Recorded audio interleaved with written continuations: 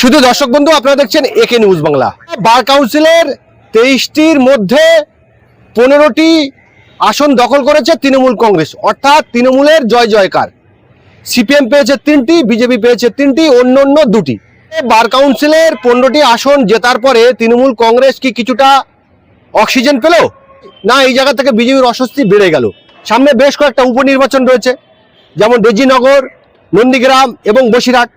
বেশ কিছু মানুষ বলছেন যে শুভেন্দু অধিকারীকে বিজেপির ভাবমূর্তি ভালো রাখতে গেলে বসিরহাট থেকে তাকে লোকসভায় লড়াই করতে হবে।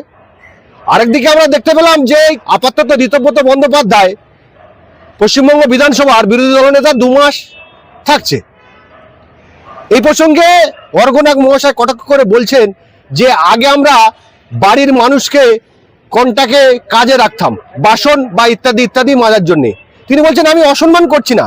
সেই রকমই পশ্চিমবঙ্গ বিধানসভার বিরোধী দলনেতার অবস্থা সেই জায়গায় দাঁড়িয়ে গেছে। আরেকদিকে রাজ্যের মুখ্যমন্ত্রী শুভেন্দু অধিকারী তিনি নবান্নতে দাঁড়িয়ে বলছেন যে ধর্মীয় স্থান থেকে এত মাইক খোলা হয়েছে, অর্থাৎ মসজিদ থেকে এত খোলা হয়েছে, মন্দির থেকে এতটা খোলা হয়েছে। আর সেই মামলা যখন কলকাতা হাইকোর্টে উঠলো, তাঁরই আইনজীবী, তাঁরই অ্যাডভোকেট প্যানেল বলছেন যে না, এরকম কোনো ঘটনাই ঘটেনি। এই প্রসঙ্গে কলকাতা হাইকোর্টের বিশিষ্ট আইনজীবী অর্ঘনাগ মহাশয় কি প্রতিক্রিয়া দিলেন শোনাব আপনাদের। কলকাতা বার কাউন্সিল নির্বাচনে তো তৃণমূল কংগ্রেস ভালো রেজাল্ট করেছে। দেখুন, গণেশ কুমার আর সেন্ট্রাল ফোর্সেস ছিল না, তাই তৃণমূল কংগ্রেস ভালো রেজাল্ট করবে এটাই তো স্বাভাবিক।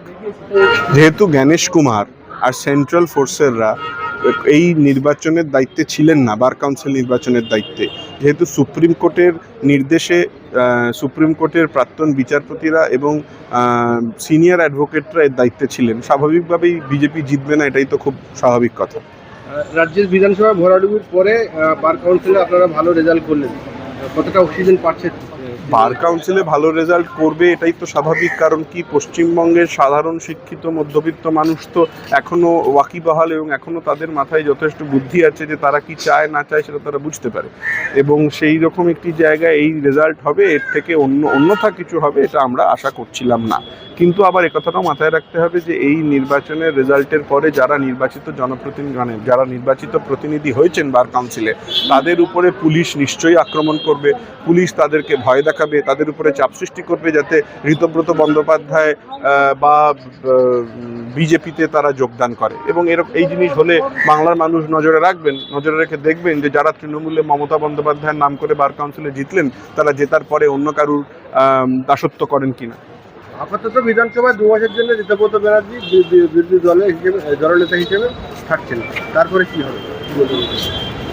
কাউকে অসম্মান না করে বলি, একসময় বাড়িতে ঠিকে কাজের লোক রাখার প্রচলন ছিল, এখন বিধানসভায় ঠিকে বিরোধী দলনেতা রাখার প্রচলন আছে। মনে হচ্ছে যে মাস গেলে মাইনে পাবে, আসবে, দিনে দিনে ঘুরবে, বাসন মাজবে, চলে যাবে। তাতে যদি ঋতব্রত ব্যানার্জির ভালো লাগে তাহলে ওনাকে সেই ঠিকে কাজের লোকের কাজ মুবারক।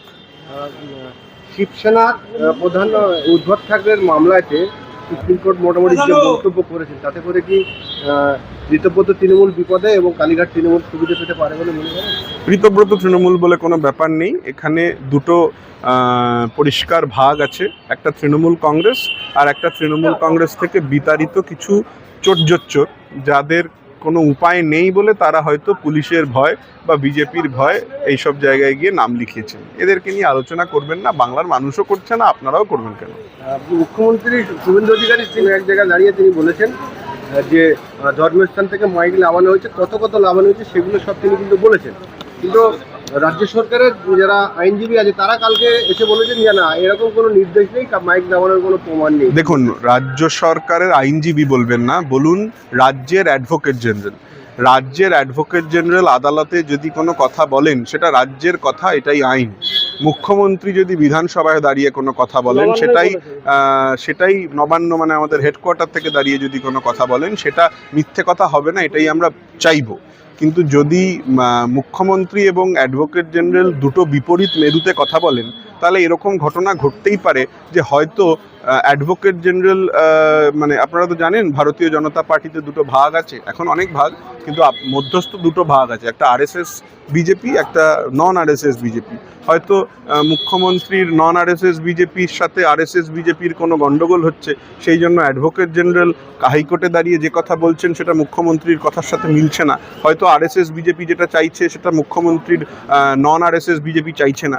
সে এই যে টানাপোড়েন আরএসএস বিজেপি আর নন আরএসএস বিজেপি, সেই কারণেই বোধহয় মুখ্যমন্ত্রী এবং অ্যাডভোকেট জেনারেলের বক্তব্যের মধ্যে ফারাক হচ্ছে। এটা আশ্চর্য এবং ভারতের ইতিহাসে এটা বেনজির যে মুখ্যমন্ত্রীর বক্তব্যের উল্টো বক্তব্য অ্যাডভোকেট জেনারেল দেন, এবং যখন মুখ্যমন্ত্রীর বক্তব্যের উল্টো বক্তব্য অ্যাডভোকেট জেনারেল দেন তখন বুঝতে হবে যে সরকারের কোনো স্থিতিশীলতা নেই। সোশ্যাল মিডিয়া বেশ কিছু ভিডিও ভাইরাল হয়েছে যে প্রশাসনের লোক দিয়ে মসজিদ বা মন্দিরের মাইক নামিয়ে নেওয়া হচ্ছে। এদিকে হাইকোর্টে এসে রাজ্য সরকারের যে আইনজীবীরা বা অ্যাডভোকেটরা বলছেন যে এরকম কোনো ঘটনাই ঘটেনি। যারা এই মাইক নামিয়েছেন বা যারা নির্দেশে নেমেছে তাদের বিরুদ্ধে আইনত কী ব্যবস্থা নেই? শুনুন, যেহেতু রাজ্য থেকে কোনো রকম কোনো নির্দেশ নেই, যদি কেউ আপনার মাইক মানে মন্দিরের যদি মাইক কেউ নামাতে যায়, মসজিদের মাইক যদি কেউ নামাতে যায়, থানায় খবর দিন, ভিডিও করুন, আদালতে এসে সিঙ্গল আউট মামলা করুন, ধরে ধরে মামলা করুন, প্রত্যেকটা মন্দির প্রত্যেকটা মসজিদ ধরে ধরে মামলা করুন। আইনকে নিজের হাতে নেবেন না, কোনো উত্তপ্ত মন্তব্য করবেন না, কোনো জায়গায় কোনো রকম কাউকে ভয় দেখাবেন না, কারুর গায়ে হাত দেবেন না, কিন্তু তথ্য প্রমাণ রাখুন, তথ্য প্রমাণ রেখে সেটা নিয়ে মামলা করুন, আদালতের দ্বারস্থ হন, প্রয়োজনে হাইকোর্ট সুপ্রিম কোর্ট পর্যন্ত যান, কিন্তু কোনো আইন বহির্ভূত কাজ করবেন না। সিসিটিভি ক্যামেরা লাগান, প্রত্যেকটা মন্দির মসজিদে সিসিটিভি ক্যামেরা লাগান, গুপ্তভাবে সিসিটিভি ক্যামেরা লাগান প্রয়োজন হলে, যাতে সেটা চোখে দেখা না যায়, কিন্তু তা যদি কোনো আধিকারিক বা কোনো আধিকারিক ভেসে কোনো গুন্ডা যদি জায়গায় ঢুকে আপনাদের মাইকে হাত দেয়, তাহলে তার ভিডিও ছবি পরিষ্কারভাবে আসে এবং সেই ভিডিও ছবি নিয়ে সরাসরি মামলা করুন।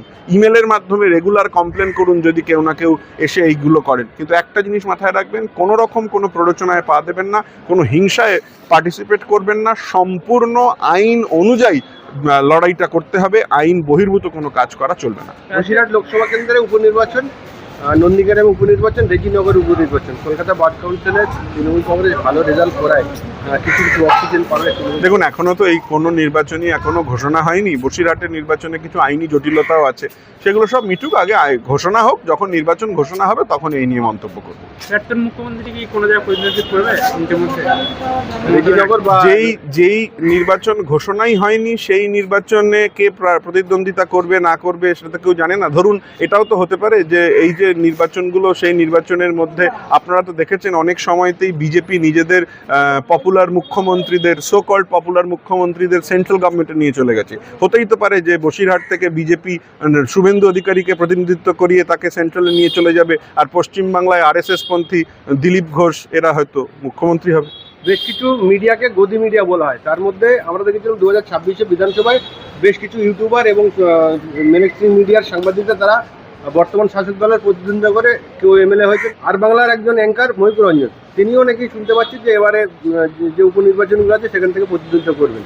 ময়ূকদার সাথে আমার খুব ভালো সম্পর্ক, কিন্তু আপনারা ময়ূকদাকে সাংবাদিক বলছেন, ময়ূকদা নিজেও নিজেকে সাংবাদিক মনে করে না, তাই এ নিয়ে আলোচনা করার প্রয়োজনীয়তা নেই।